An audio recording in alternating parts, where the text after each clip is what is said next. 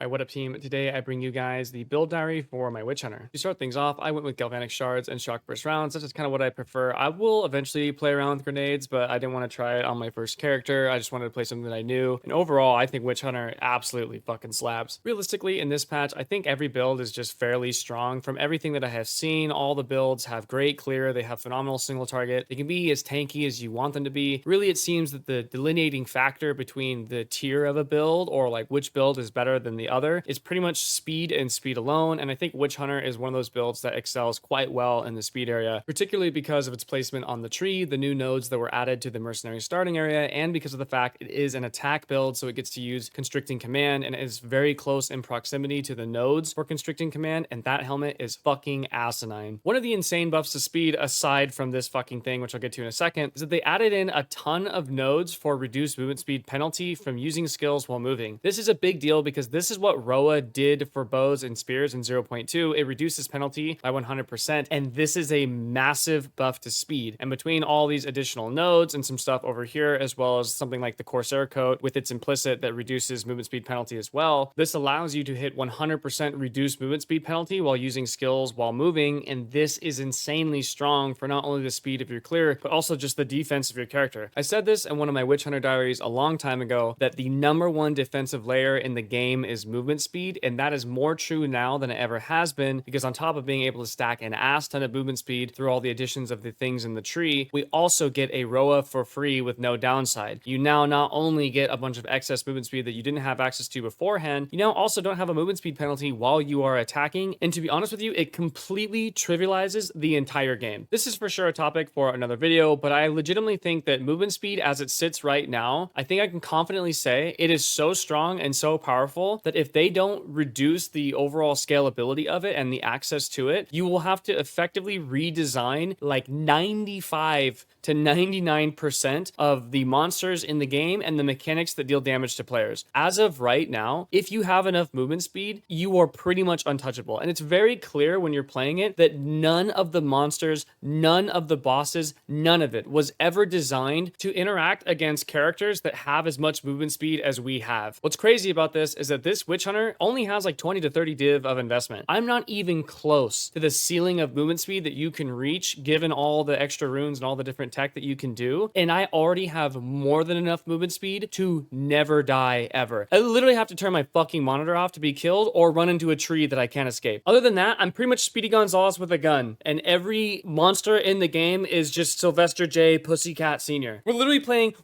playing fucking Looney Tunes. And yes, that is his actual name. All of the speed talk aside, I'm also using Constricting Command. Of course, I'm not going to go too much into this. Constricting Command is absolutely insane. It is one of the best helmets in the game. It gives you so much efficiency, per point efficiency, I should say, on all of your passive tree nodes that you invest into it. I'm fairly sure this is going to be gutted next patch, and I think that's a good thing. It's obviously way too strong, and the big positive of this kind of being shit on is that we can go back to running Coal Hunter, which I finally tried this league, and it was absolutely fantastic. I used the version of Coal Hunter that I mentioned in my original build diary way back when, because I think it's a more league start friendly variant, and that is, of course, you take Myris Uxor, which is a classic. You also take Erisvane's Wings. This all becomes available at level 56, this setup in its entirety. You will only have 2 of your ascendancies done at this point, so that's why we take Erisvane, so we get Decimating, because Decimating is a pretty big factor, and you'll see why in a second. But you'd have Culling Strike, you'd have Zealous Inquisition with both Myris and Erisvanes, and then you would take all of the Culling Strike nodes on the tree. There are some right here. There's one right here for rares only. You would anoint Tandem Assault. This gives you an extra free 20%, and then you can take also a Heart of the Well. A lot of this stuff didn't actually exist back in 0.1 when I was thinking about it, so fortunately we did get a bunch of buffs to it, which is probably why it feels so good. But once you min-max your coal sources a little bit and we get all of this up and running, it feels unbelievably good the moment you hit maps. And this is a bit of an optimized version. Obviously, like 125 Myris is going to cost you, I actually don't even know if it exists, but it's also going to cost you a fucking arm and a leg. 122 is actually the highest right now that I have seen, and that's for about 30 divine. I just did 125 because the math is easier. But these are all the sources and all the stuff, and if you run immobilization, you can get an extra 40%, although I don't know if it's actually worth to even do this at that point. But once you add all of this up, these are the thresholds thresholds that you end up with, and again, this is assuming you're missing 40% because we're not immobilizing with electrocute or anything like that. You cull white monsters at 99%, magic at 60, 33, and so on. And then what happens is you take Decimating Strike, you add in Decimating Strike, and it can roll up to 30% of their max life. So no matter what, you're always one-shotting white mobs, you're pretty much always one-shotting magic mobs, and then for rares, as long as you get a decent roll on your Decimating Strike, if you get a couple of lucky procs on Zealous Inquisition from the mobs around it, you will also just one-shot the rare, and all this adds up to give you some really insane clear at an extremely low investment point. But once you have all this set up, you can literally shoot a Galvanic Shard down an Abyss line, and it will just clear miles off screen. The chaining effect of Zealous Inquisition is really underrated, and all of this stuff in combination creates one of the smoothest clear experiences early on for literally zero investment. The next thing that I wanted to go over was the potency of Sorkward, and something to point out here is that this is buffed heavily by the presence of Constricting Command, because if we go down to these nodes over here, these nodes are all insanely efficient and insanely strong, especially if you're running any type of hybrid armor, which I do run hybrid armor in every slot except for obviously the helm because I can't, and then the chest piece because you need this implicit because it is so good. Now, normally going hybrid armor bases really is not that great, but because Sorkward benefits from both armor and evasion, and because of Constricting Command, we have really strong armor and evasion nodes right here. I do think it's a little bit more worthwhile. It's still not great, and I should probably go all evasion, but regardless, I still do have like 25% armor, 38% evasion, 21% deflection, wherever that's at. And then on top of that, I have a 2500 barrier for sorcery ward, so that in combination with my life gives me roughly like 5100 effective health against elemental damage from hits, which is very strong. And this is also on a 2-point sorcery ward. If I wanted to do 2 more points, I could get that barrier up to like 3800, although I find it wildly unnecessary, just to be frank. Realistically, in the later game with enough investment, you probably would want to go into ES evasion or just flat out ES as your defensive layer. It's really hard for us to do that early on. We also need the simplicit because we don't have Aroa, so it gets kind of dicey. I don't think the setup is too bad as is, and I don't think it really matters. Another thing that I wanted to mention about Witchhunter was Weapon Master. Weapon Master is actually insanely strong. This is one of those nodes that you would take if you really needed some solid single target power, and this is unbelievably powerful. There's some crazy setups you can do with this. I elected not to take it, and the reason for that is because I just don't really feel like I need to. This character has about a 20 to 30 div investment, everything all total up and considered, and I feel like I'm more than strong enough to clear everything in the end game. Yeah, it might be a little slow or what have you, but I don't really care too much to min-max and optimize in an end game that doesn't exist. But if it was the case that we got nerfed significantly from the point that we're at right now, and you couldn't offset it with new power or new gear or whatever,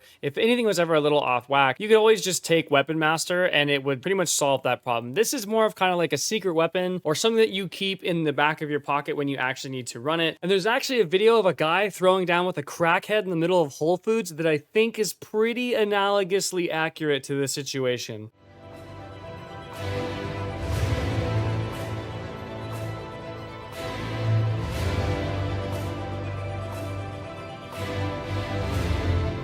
To go over some of the smaller things about the build, this is the setup that I'm running. I will get a mobalytics guide up. I won't have it up tonight. It'll probably be tomorrow. But for right now, this is the setup I use for Galvanic Shards. I really like Innervate. Innervate is a lot of damage. It works well with Herald as well as Shock Burst, so you definitely want to have this for clearing. Defy, this is from your Constricting Command. This is lucky damage with no mana cost. Mobility, of course, you have to have this. With Double Barrel, I know a lot of people were worried about Galvanic Shards in the original patch notes because it was going down to 1 bolt, which is similar to what Frag Rounds felt like. And prior to, it had like 7 bolts or something like that. But honestly, after playing this build and only having these reload nodes down here, it feels like you actually don't really need a whole lot of reload stuff or extra bolts or anything like that. Like Double Barrel is honestly more than enough. I don't ever really notice it when I'm clearing. You can go Arjun's Metal if you want to. You definitely want to drop these reload nodes if you are going to take Constricting Command and path over here, because the pathing here is really costly. If you go this route, you really, again, don't need the reload speed. This is all I run. Once you get enough attack speed, you don't really notice it at all. So I think Double Barrel is fine. Fork is honestly pretty standard. I've tried a lot of different other things, like Ricochet 3 is actually pretty good as well. The thing about Fork though is Fork just covers such a wide area. It sends your proj out so far.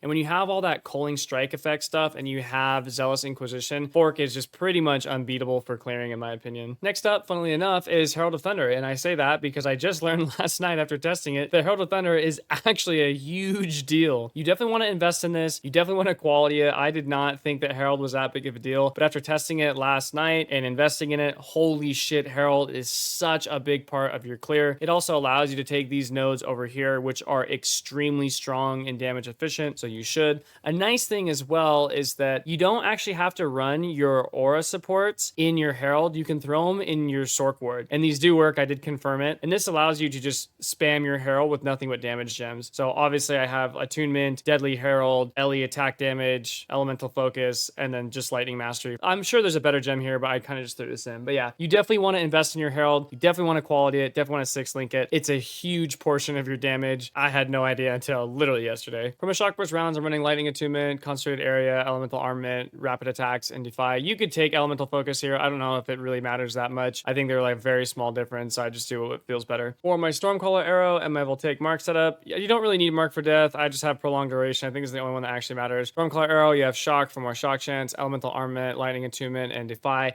I probably should 6-link this and get a better bow, but honestly, this works just fine. What I also do is I run a weapon swap. When I have my bow out, I get all of these for some shock duration and magnitude. I go over here for some extra element stuff, and then I also take this stuff for more element chance as well. Pretty straightforward. You just Stormcaller arrow your target, mark them, will take mark, and then swap to your shock burst and blast them. Pretty classic. This is not revolutionary in any way. There's probably a bunch of ways you could optimize this setup too. I just, like I said, I never really felt the need to, so I just kind of left it as is. Then lastly, of course, I have emergency reload with cooldown recovery and efficiency. I have never looked at this. I probably will not look at this ever again, to be honest with you. I was going to tame Beast, but I'm kind of just done playing this character, at least for now. This is all I have for this setup. Pretty uninventive. Like I said, it's very straightforward, very standard. I'm sure there are better ways to do this. Lastly, I cover my gear pretty quick. My boots, my ring, my amulet, my belt, my gloves, all this is just like basic res shit. Going over the chest piece, which is pretty important. Again, the Corsair coat has that implicit of reduced movement speed penalty. It also, we want to get deflection rating, at least one roll of it, because deflection rating is nice to have. There's no reason to not take it. And then for my ring, I'm using a grip of Cool Mag. This is actually a pretty gangster ring, I'm not gonna lie. If I could roll not the shittiest rolls ever, this ring would kind of hit pretty well. You know, getting 8% of damage as extra cold and lightning on top of getting shock magnitude on top of 8% increased max life. It ain't bad. It's just kind of low rolls, and like I said, I'm kind of done investing in this guy. Lastly is my crossbow. I didn't really invest too much in this crossbow either. I think I ended up getting a lucky fracture on attack speed and then got a +6 and onslaught for free. I was using a death rush prior to, which is what this ring slot was. And then yeah, this is just a solid crossbow. It's not crazy, but it's not too terrible. Overall, I think the one thing I miss about my gear, or I am sad about my gear, I should say, is I did not get rarity on any slot, and you definitely want rarity. Not running rarity is actually kind of fucking ultra troll. And realistically, I should probably drop this ring, move some of my suffixes around so I can get some rarity on this guy. But like I said, I'm kind of done already. I don't really want to invest anymore. But this is what I ended up with. And yeah, just as the last lesson, make sure you get fucking rarity. But all right, guys, that's all show up for this video. I will see you boys in the next one. Deuces.